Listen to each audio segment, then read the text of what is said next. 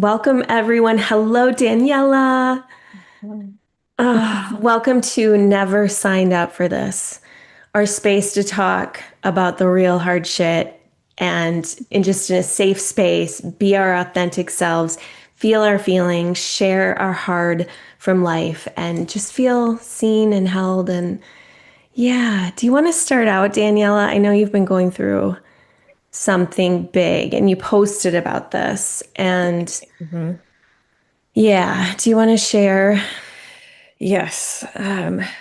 So basically, I posted a photo of myself crying because I Yeah. was crying in the car. I think especially this last week, I've been crying a lot, and I wasn't quite sure exactly what. I mean, I was sure, I know why, because there was a lot of sadness. Um, And then I posted about this, and I got so many comments, Mm. and people reached out to me personally on not on DMs, but texted me and shared shared what they've been going through. And we have said that today is going to be like the topic of the Traumalympics.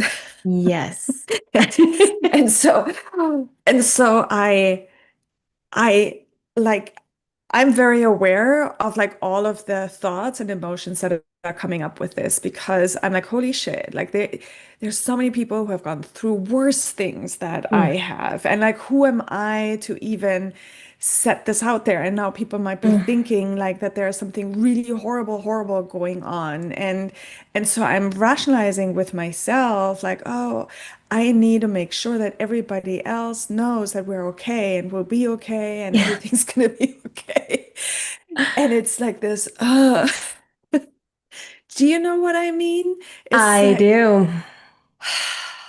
I do. First of all, honoring what you're going through. Oh, and I don't know why we do this. This is something to talk about today, but we do compare ourselves and our trauma. And I believe trauma, and some of us don't even call it trauma, but hmm trauma isn't necessarily the event that happened to us or the experience, it's how it affects us. Like, I don't hmm think there is, again, I'm sure there are, and, I'm not a therapist, but I'm sure, like, I know divorce is high up there and car accidents and things like that. But no one escapes trauma in this world. I don't believe that any hmm human does. We all have this. It could be your experience as a 5-year-old on the playground and being bullied or someone taking your lunch. That's a trauma that can affect hmm you, right? So, yeah, Daniela, I don't know why it's so relatable to me because I've done this, I think, through all my traumas, and yet I want to be seen so badly and I want the support, but it's hard when you put it out there like the light shining on you. There's something where we hmm want to dim ourselves or hmm dim, like, oh, I'm fine. I'm hmm fine, hmm even though you're not fine. It's so this is a great topic, but yes, to your question, completely relatable to me. And I still struggle with this. I Yeah. think it's really interesting. What I've also noticed is when I shared it, and through the act of sharing, there is a release there too. Like there is a relief Mm, and a release. Like I have shared, okay, I have shared the story. I haven't shared like all the details because, yeah. it's also my daughter and I don't want Yeah. to overstep my boundaries or tell things that she might not be comfortable with. Right. Um, but I think what it is really interesting because we're just being, um, and you and I, we've been talking about this.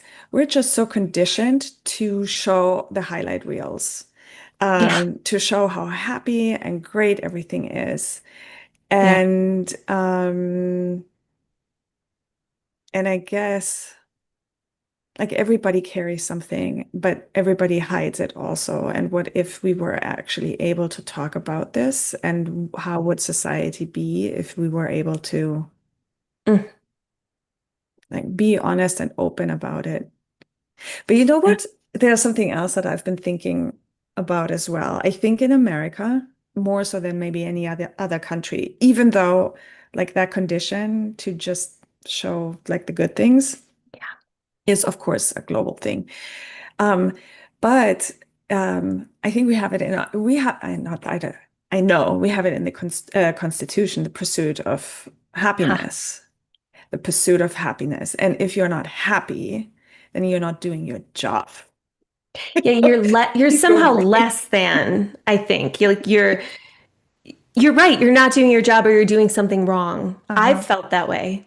I've definitely felt that way. Yeah. Or if traumas have come in, or just this whole core idea of our child suffering. You and I have talked Mhm. about this. One of Mhm. the worst pains I've ever experienced in my life, like as great as heartbreak or loss. Mhm. It's a horribly heavy pain. And I forgot what I was going to say.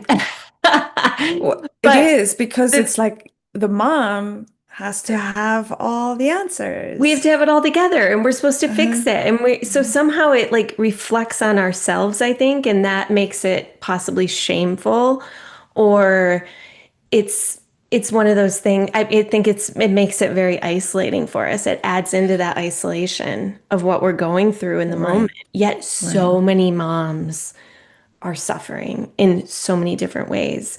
And again, it doesn't have to be the extreme case, and it can be. I mean, the mom who has the child with terminal cancer, let's say, that's freaking horrific. That's the worst of the worst. And yet their experience is different than ours, yet we're still in a state of trauma and suffering and hurting and need the help Mhm. and support, right? That's where we get into Mhm. this comparison of, oh, I just need to be grateful and move on. I know I flip flop between that too.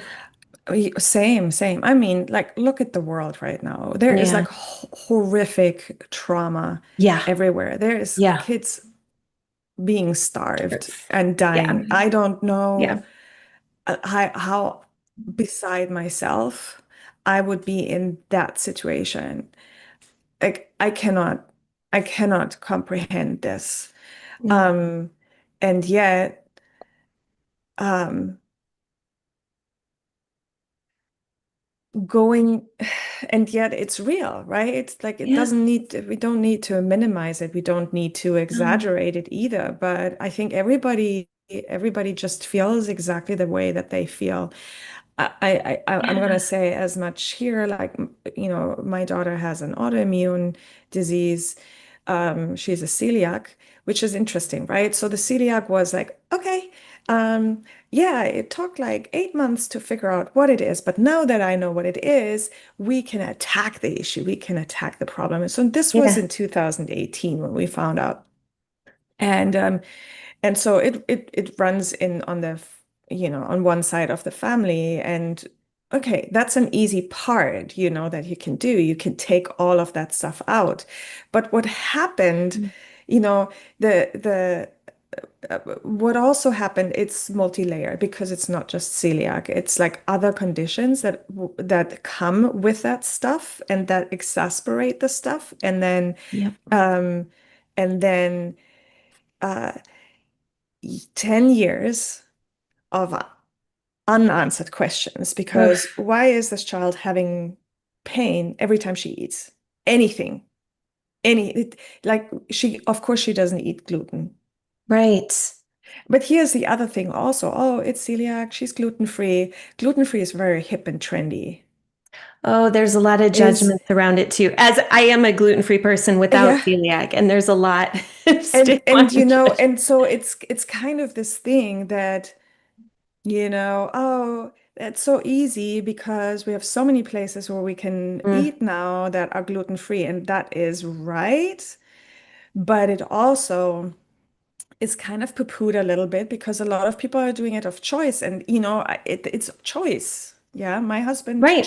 is I'm not a a ch I'm celiac. more He of a choice. chooses. Yes. Hmm. And we don't have any of it in our house. Like literally, if there's just any cross contamination, she's out for 2 weeks. Like, Oh my goodness. This is or severe. Like this is a lot. it's It's yeah. not a lifestyle. It's No, it's a not a life. It's not a no, it's a lifestyle. But with disability in a that is sense. also like the for, when you eat something and when every time you eat something, you've got pain with it.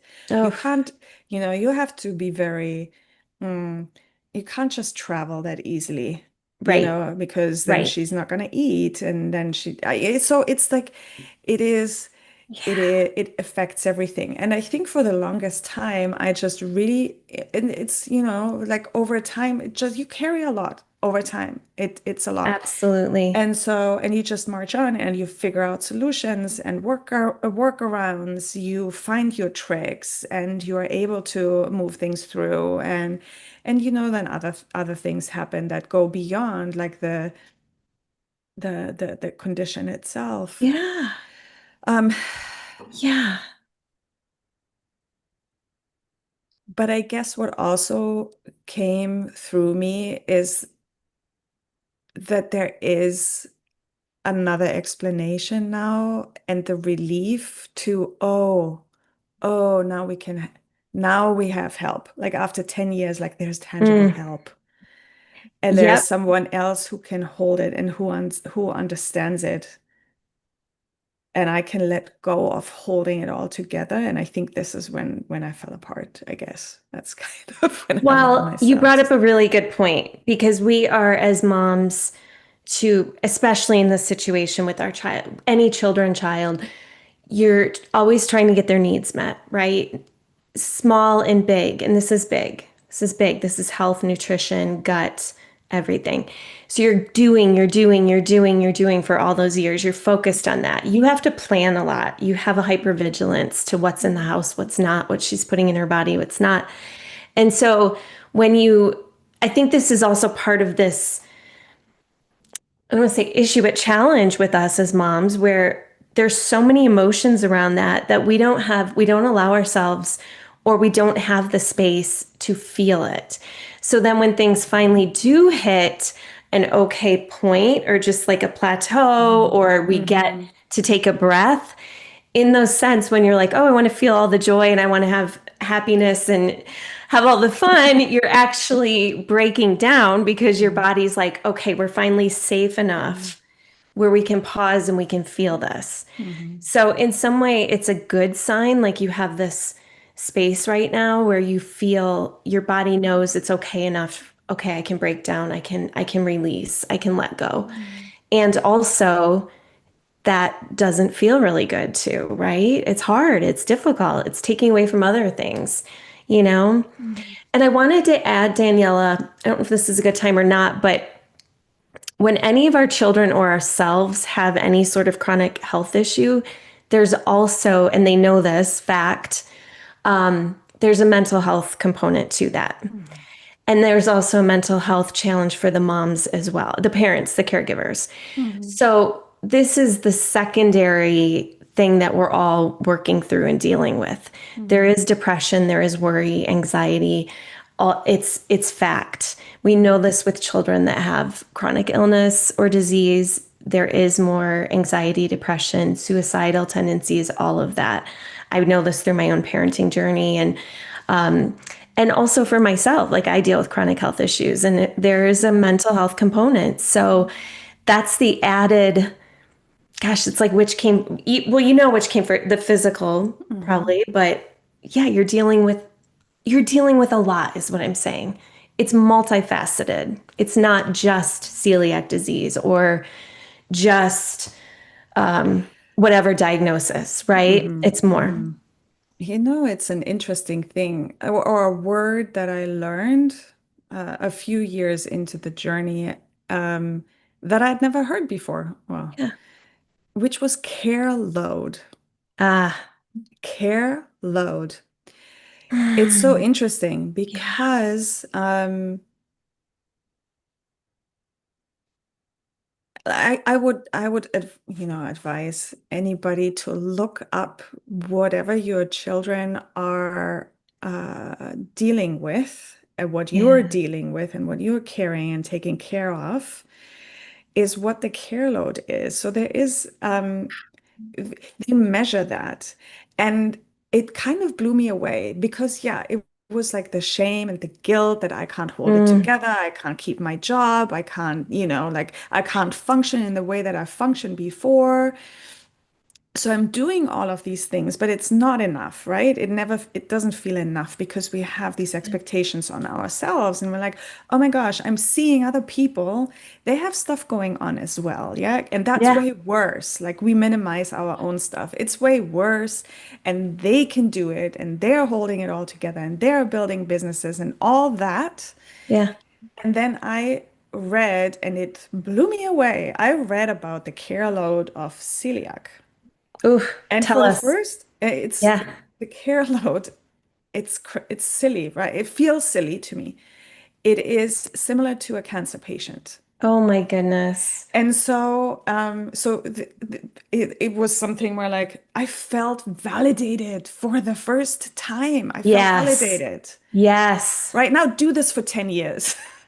Oh. It's for 10 years. Just hold Okay, this. okay. It's not me. It's not that I'm deficient.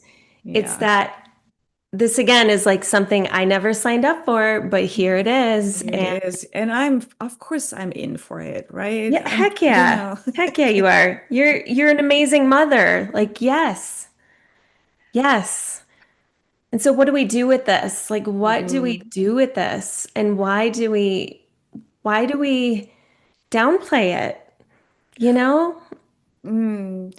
Well, I think that there is, from what I have learned and studied, and I've studied for 5 years a women-centered Yeah. modality, and it talks about the main blockages for us is shame, lack, isolation.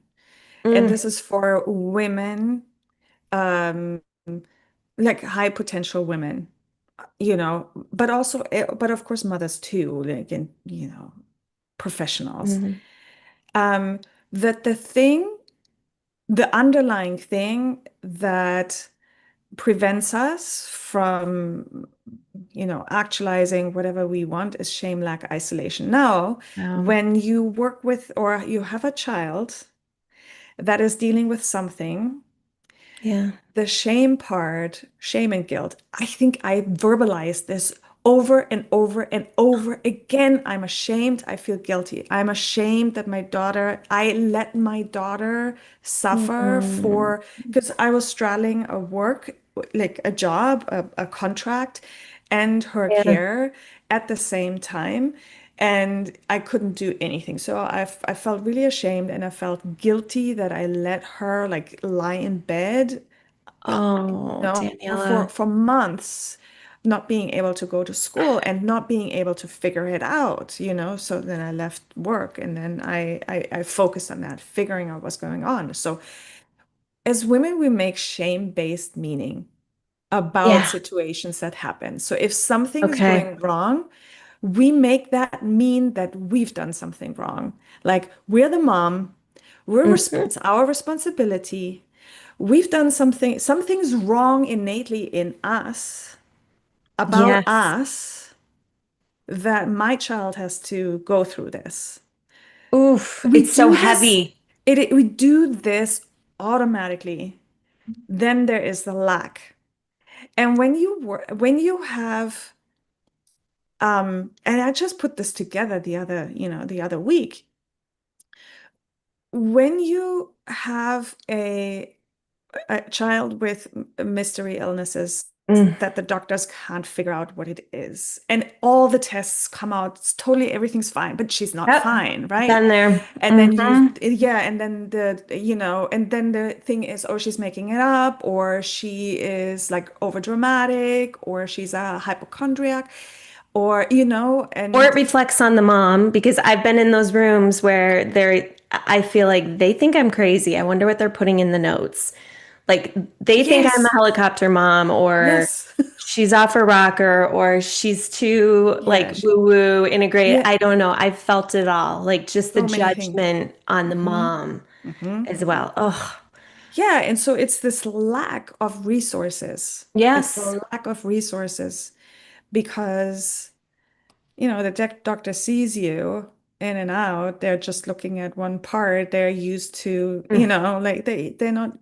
th- and really, I mean, thankfully, well, the pediatrician that we've been working with over the years now, who actually, like, we've found out that her celiac numbers were through the Oh, she roof. did. Well, she said, well, if you find out what it is, will you please let me know? Just in case Oh, something like this happens for again. others, right? And you're Yes. just like poking around the edges. And you know what? A lot of things that Leona actually found out. You know how? Take freaking talk, TikTok. Ah, TikTok. Yes. I love Because this. yeah, because like there are young women who are verbalizing and sharing their experience. And Leona, oh my gosh, that's me.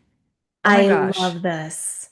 So she was able then to help me understand what's going on with her through TikTok. So like it Wow. bridges that lack of understanding, the lack of resources, the lack of support, the lack Yeah. of help. And you know what I remember that I went to a therapist like pretty early on in all of this, Hmm. maybe a year or so in.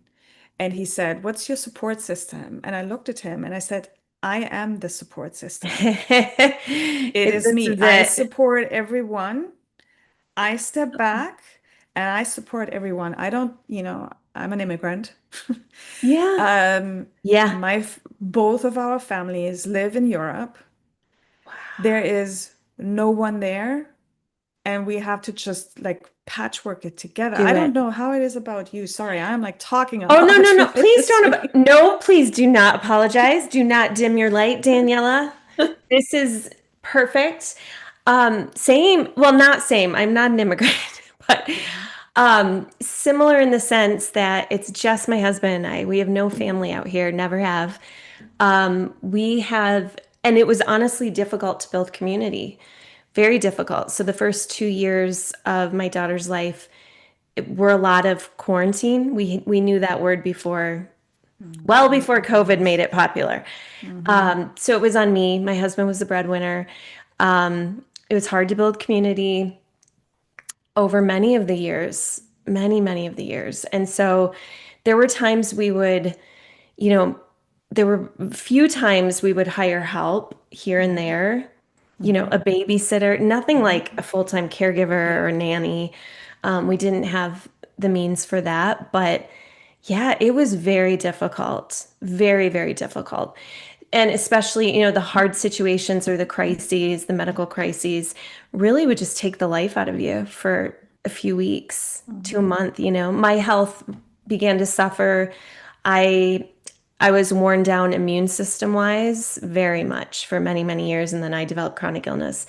So it is heavy, Daniela. Like it is for sure heavy that we carry all this. Yeah. Hmm. But I'm glad you brought all that up with the, correct me if I'm wrong, the guilt, the Hmm. shame, the isolation.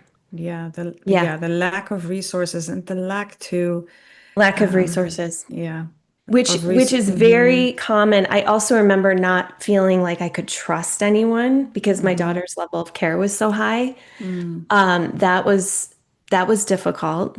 Oh my gosh, like the Um, constant you're constantly on. You're on uh 24/7, yeah. giving, giving, giving, giving, and living at this hypervigilance too. Hmm. I think for anyone too, I want to bring up this point for your journey and mine as well, or anyone dealing with waiting for a diagnosis.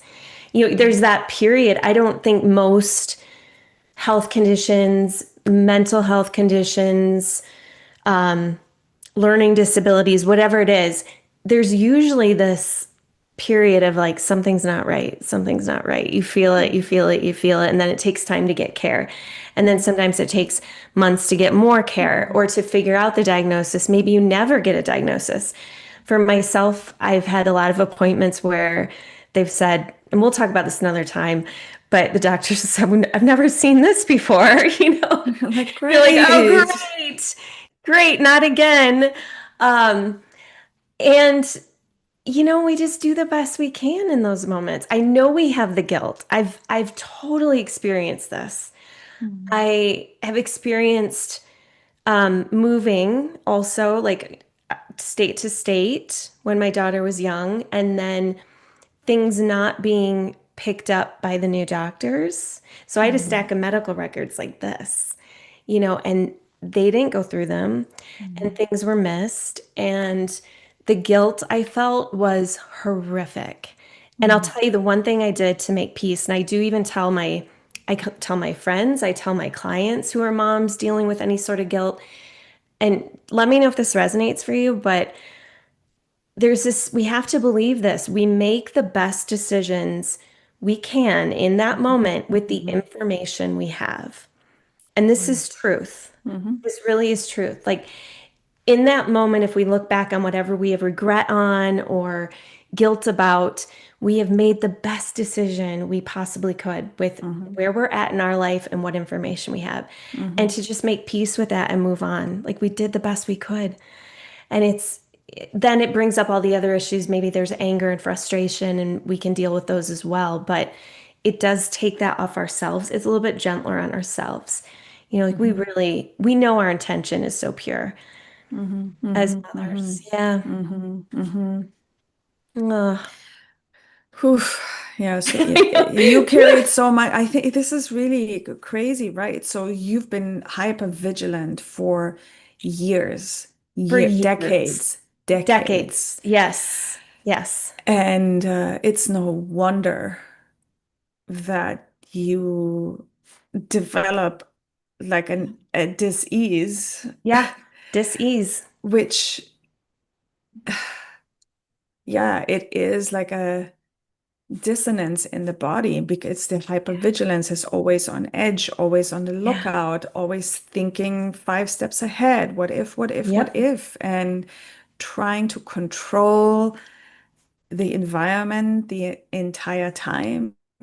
Oof. Um, and then uh, the feelings of guilt and shame, the lack, and then the isolation. I mean, like you and I, because we've been studying this so much, how we just resort to techniques that we've learned in our childhood and youth in order to Mhm. stay safe. Like You you bet. isolate, you retreat, you isolate, you don't want to reach out, you don't want to, you're just dealing with your own self. Um, 100%. and that's what we do in those situations, also not to make other people feel uneasy, Mm. because we all want to help. And that's the hard Good part. point. If other people can't, you know that they can't help, that there is no help, and you self are helpless, Mm. unable to fix or make things better for your Right. child, it feels like I Mm. felt like a burden. I felt like a burden that I don't want to talk with anybody until I've Yeah. and talk about it again, again, again. I did too, Daniela. And I also felt like they wouldn't understand, so why bother? And my other thing that comes to me is this comes back to like showing all the positive on Facebook. This is when Hmm. Facebook was Hmm. fresh, like when 18 years ago, 20 years ago. Right. I didn't go on Facebook, Oh, but I was like, yes. I don't want to. I felt like when I shared my hard stuff, because I also had friends having babies at that time and families, building families, that I was so down here in my misery and scared and fearful and dealing with all of that, that I was bringing them down. Like they wanted to celebrate, and yet I felt like they were like, ooh, maybe they shouldn't celebrate as much. Or I had a hard time celebrating them, I think. There was this Yeah. disconnect because, yeah, it's again, it comes to not quite comparison, maybe, but that relationship of I'm Hmm. different, my situation is different, mine is really hard, not how I planned it. I'm really struggling. Hmm. Yeah, and they are in their moment of joy and Hmm. and happiness. And therefore, somehow for me, it was like, okay, just make yourself small, go in, isolate, deal with it yourself. Mhm. So that was my experience as well. Right. So that's a really interesting thing. Like the isolation is like the coping mechanism. Yes, it's like a self-inflicted, it's like, I'm going to do that. And maybe you're even doing it selflessly in a way, like to Oh, not, totally. right? Yeah, like to not make the other feel weird or bad or, yeah. So you're just going in your own world. Hmm. Yeah. Hmm. I think that's part of why, you brought this to me and we wanted to talk about this stuff so that women don't feel like they have to do this as much, getting it more Hmm. in the open. I think Right. so many of us are silently suffering or going through hard times, even if it's a hard day or a hard week, and you have Hmm. quote unquote normal mom things going on, plus Hmm. juggling work or whatever. That in itself, we don't need to downplay that. That is also probably very similar. The guilt, shame, isolation show Hmm. up right there as well. Hmm. Hmm. Yeah, indeed. Yeah. Yeah. Oh, Oof. I know. So, Amy, okay. So what was the turning point for you? I mean, yeah, Yeah. what's the turning point for you? Honestly, it was more trauma. It was more hardship, Hmm. more diagnoses. So it was a really rock bottom moment, I think, for me. And I thought I had been doing everything right up until Hmm. that point. I thought that my functioning at a high level still was okay, I'm healed enough, I'm doing okay enough. And it was realizing I'm not okay Hmm. and reaching out for help in different ways because I had a therapist, I had a talk therapist. I did alternative medicine. I did this or that. I Hmm. already at this point though, this was 15 years into my parenting journey. I Hmm. had health issues. I had endometriosis. I got the diagnosis of migraines, very Hmm. debilitating. So that just came on. TMJ, all this stuff. So again, holding a lot of Oh, tension, inflammation. I mean, the body was yeah. screaming at me, and I was fed up. I was fed up. I was like, I do not want to live this way anymore. So it was that combination. And honestly, though, Daniela, fast forward, here I am 4 years past that point, that bottom Hmm. point, and Hmm. it's still a work in progress and it's still a practice and Hmm. it's still peeling layers of the onion and healing in different ways. But holy moly, I'm way better off.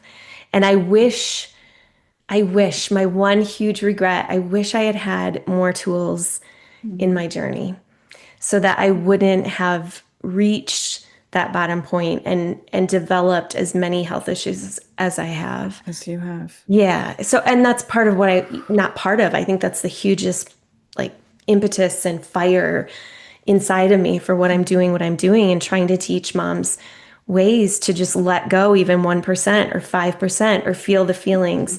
So, and you too, it's like we understand Yeah. this journey Yeah. and how hard it's been and how much it's taken away like from your career and from Hmm. joy and happiness and peace and health. And if we Hmm. can, some of us, though, this could be another episode too. I do believe some of us maybe learn best through the darkness. Maybe Hmm. that's part of our paths, Oh, right? yep, yep, yep. So we could like pin 100%. that. We'll It's talk about it another definitely, time. yeah, me too. And also, wouldn't it be nice if we have more community to go through this through and Yeah. with? Yes. Yeah. Yeah. Ooh, yeah, that's why we're here. That's why we're Yes. sharing. Yes. That's why we're sharing about this. There's one thing that I've learned because about 1 year for me was thankfully just 1 year into Yeah. this journey when the life shifted is when I learned and understood something on a foundational level.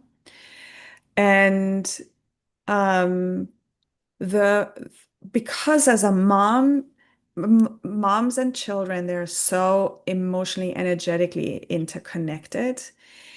And that the best thing we can do for our children is to self-regulate. Because if we are out of sorts, that energy just transfers to our children. And my Yes. daughter recognized this now, and I lost it so many times at her. I Yeah. mean, when I didn't have those tools. Yeah. Um, and um, and I probably traumatized her right there and then. Hooray. But um, It's okay. It's it's part of okay. it. It's just part of it. We're all emotional beings. But I think what it Yeah. is we like our nervous system and their nervous system is enmeshed. And Thousand percent. if we are out of sorts and if we are dysregulated, we are just making everything worse unintentionally. Like even if we're like clambering out and trying to fix solutions, especially if we're as hyper vigilant, we it's actually the opposite. Is actually being able to care for ourselves. And there is so much shame and guilt in this because how Yes. can I take care of myself and how can I take myself or put myself first if my daughter is not okay? I'm so And glad you I brought have this up. been in this Yes. forever.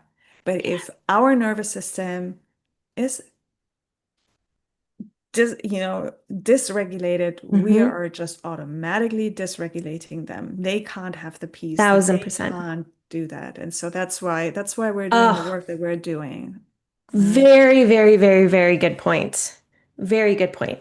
And with that, so then can we, as women, as mothers, permission ourselves to take care of ourselves because it is selfless.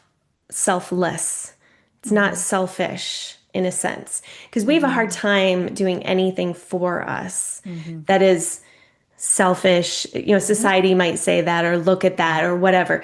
So, can we shift the narrative and realize that by taking care of ourselves, pauses throughout the day, and this doesn't mean like taking a 3-day weekend, although please do if That's you great. can.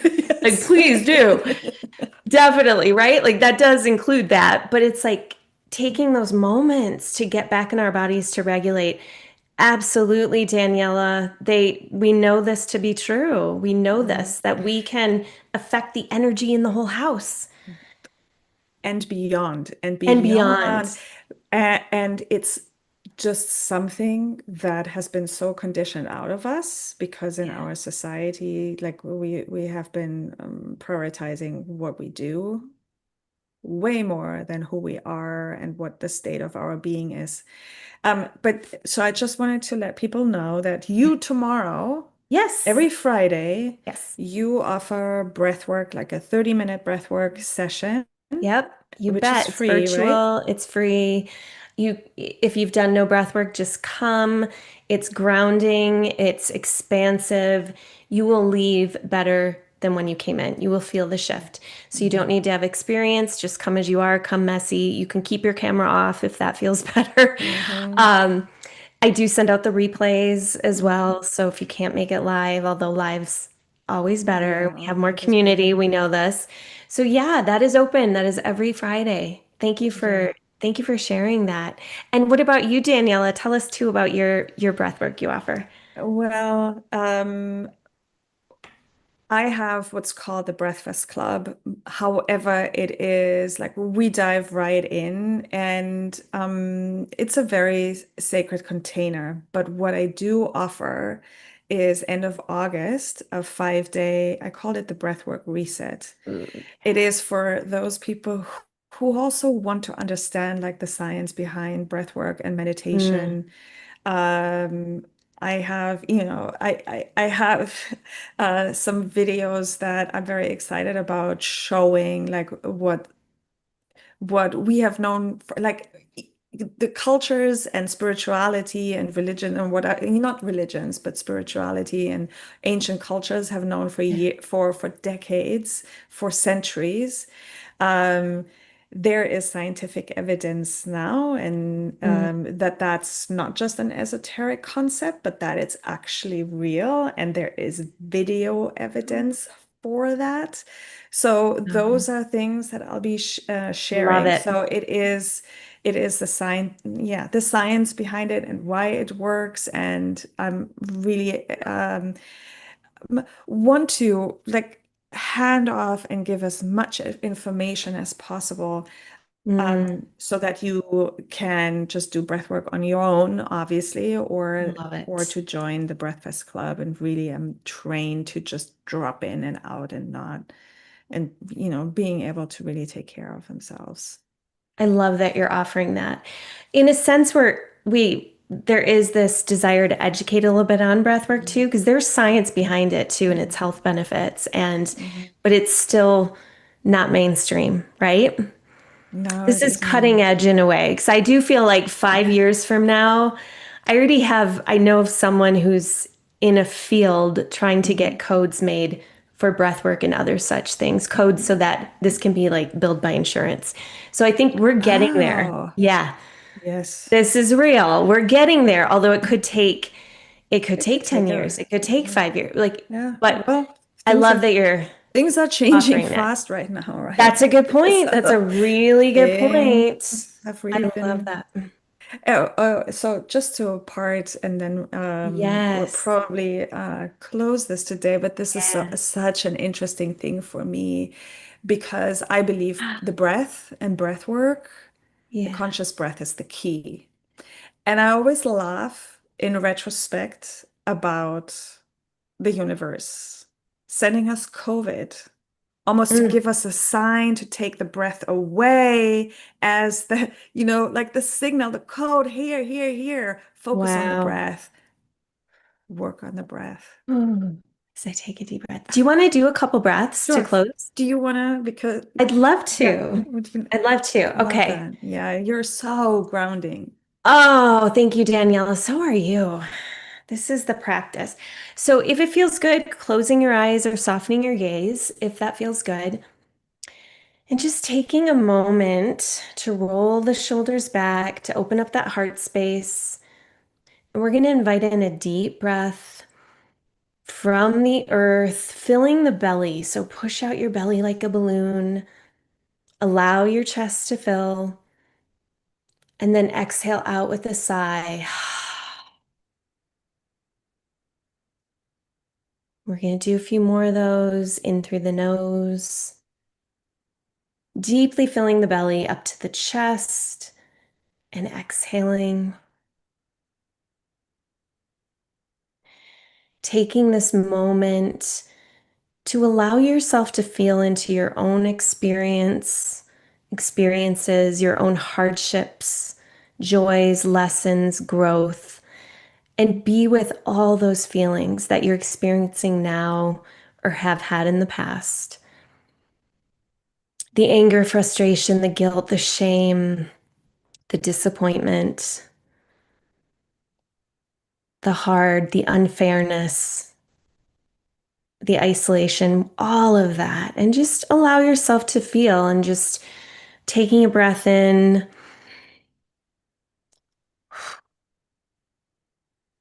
You are all of these things and you are more. You are all of the things on the other side of this.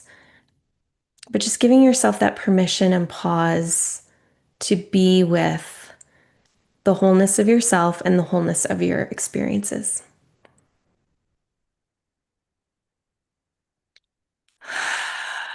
And then when you're ready, just opening your eyes again.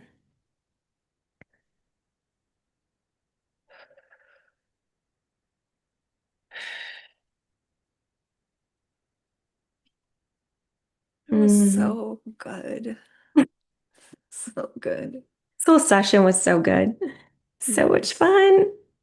Thank you. Oh, thank you, Well, Daniela. I hope you feel better. I'm curious when we check in next time too, how your experience is and mm, just a moving lot has through. moved. A lot Yes, has moved and out and through. So beautiful. I'm in a much different space than I was yesterday. That's beautiful. And the Hmm. power of the shift, the Hmm. power of the shift when we allow it.